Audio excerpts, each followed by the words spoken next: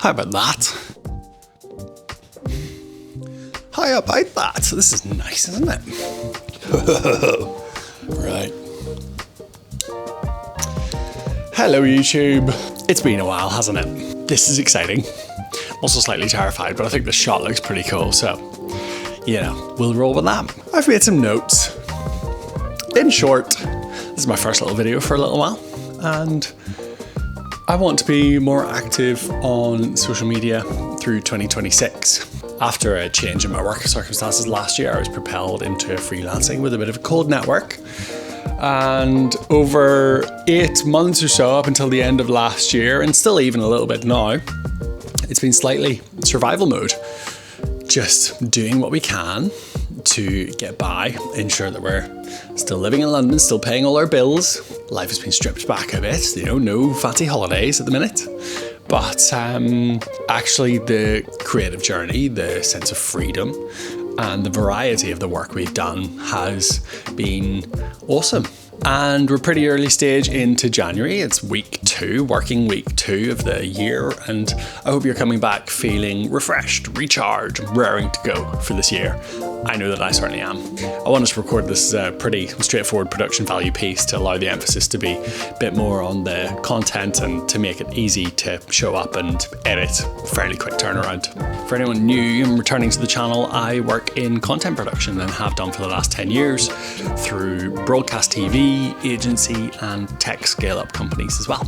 And that work has been mostly focused on delivering high quality video and audio content at scale, hopefully in a fairly calm, collected way. Not always the case though. We know what it's like in content production. And as I say, I'm planning to share a bit more here in 2026. Some of that will be practical, i.e. how I approach and plan creative work, and other bits of it will just be general updates on how freelance life is going and what freelance life is like.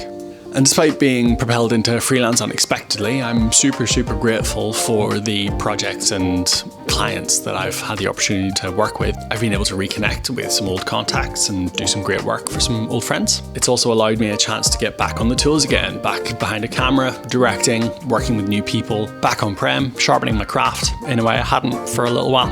As well as freelance client work, I've been on an AI Essentials with Python course where you're taking the time to try some new things. That has definitely stretched my brain a good bit. And we've also started training this week for Brighton Marathon, which will be running on April 12th this year. About 14 weeks to go. And we've had a running runway of 6 months. We've been running for years, slowly. But yeah, that will still be a distance PB for me, so we're hyped to go for that one. It will certainly be character building. Looking ahead, I've got a good mix of work coming up, despite it being slightly quiet in January time.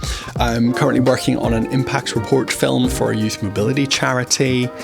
We have a job in the Cotswolds capturing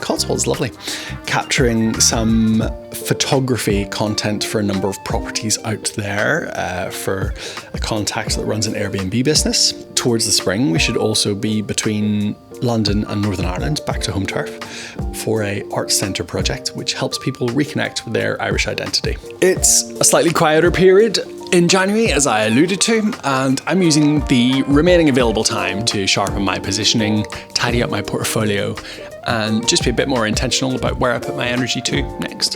So if you're interested in content, creative production, or just fancy following along to see what my life as a creative freelancer is going to look like for the rest of the year, feel free to drop me a little subscribe or connect with me through the links in the description.